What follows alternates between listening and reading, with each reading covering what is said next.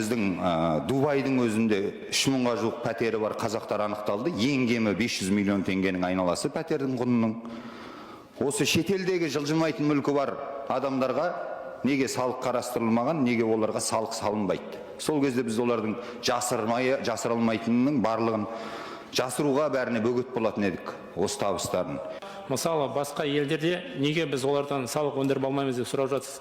Біріншіден, бұл мүліктің пайда болуы немесе заңды ма, заңсыз, бұны қазір бас прокуратура шеңберінде комитет өзінің жұмыстарында пайдаланады деп ойлаймын. Ол біздің енді бұна олигархтардың меншіктері ғой, немесе заңсыз табылған, немесе қылмыстық түппен табылған мүлік болуы мүмкін, оны тексереді. Оның құқық органдарының шеңберінде. Ал мына мүлік салығы бойынша қай жерде мүлік орналасқан, сол жер ол салықты өндіріп болады. Мысалы, бізде пәтер сатып алса,